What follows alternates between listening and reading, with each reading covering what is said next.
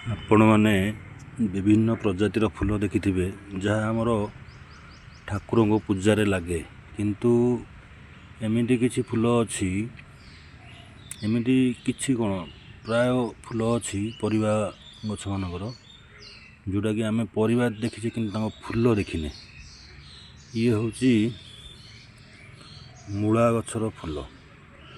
ଆମେ ସମସ୍ତେ ମୂଳା ଖାଇଥିବା, କିନ୍ତୁ ମୂଳା ଗଛର ଫୁଲ ଆଉ ତା ଫଳ ଦେଖନ୍ତୁ, ଇଏ ହେଉଛି ତା ଫଳ। ଏଇ ଫଳ ଭିତରେ ରହିଛି ମଞ୍ଜି। ଏ ମଞ୍ଜି ଶୁଖିଲା ପରେ ଯେଉଁ ଆମେ ବଜାରରୁ ଆଣୁଛେ ପରିବା ଦୋକାନରୁ, ଯେଉଁ ମଞ୍ଜି ଦୋକାନରୁ ଲଗାଇବା ପାଇଁ ଗଛ, ମୂଳା ଗଛ, ୟା ଭିତରୁ ବାହାରିବ ମଞ୍ଜି, ମଟର ଦାନା ଭଳିଆ ହେଇଛି। ଇଏ ହେଉଛି ମୂଳା ଗଛର ଫୁଲ। ଦେଖନ୍ତୁ ସୁନ୍ଦର, କେତେ ସୁନ୍ଦର ଏ ଫୁଲ।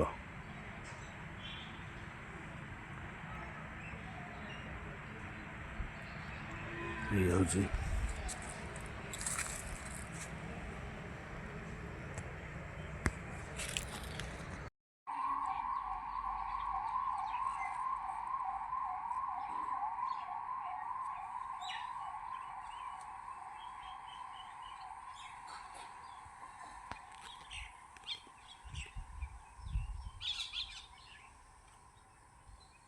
ଗୋଟେ ଫୁଲ ରହିଲା ଆମର ଯେଉଁ ମସଲା ବ୍ୟବହାର ହେଉଛି ପୋସ୍ତକ। ଦେଖନ୍ତୁ ଏଇଟା ପୋସ୍ତକ ଗଛର ଫୁଲ, ଇଏ ବି ଫଳ ହେବ।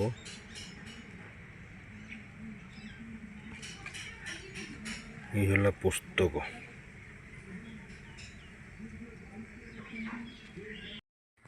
ଇଏ ଆସିଲା ଆମର ମଟର, ଗ୍ରୀନ୍ ମଟର, ତାର ଫୁଲ ଦେଖନ୍ତୁ, ଗ୍ରୀନ୍ ମଟର,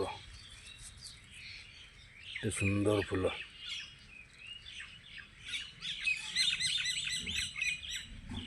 ଫଳ ବି କଷି ଧରିଛି। ଇଏ ଆସିଲା ଏଠି ଫୁଲ, ଗ୍ରୀନ୍ ମଟରର ଫୁଲ ଆଉ ତା ଫଳ।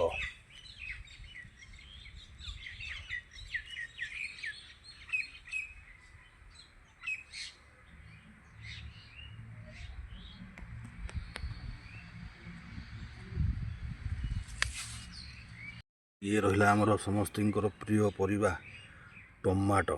ଟମାଟୋ ଗଛର ଫୁଲ ଦେଖନ୍ତୁ।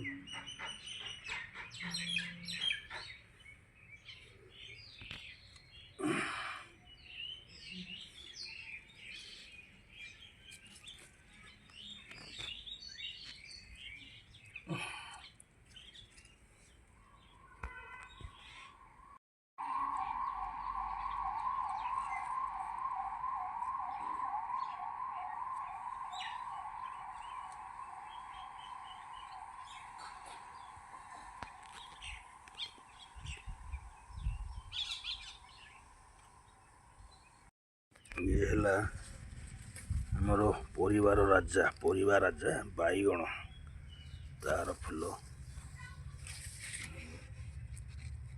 କଣ୍ଟା ବାଇଗଣ,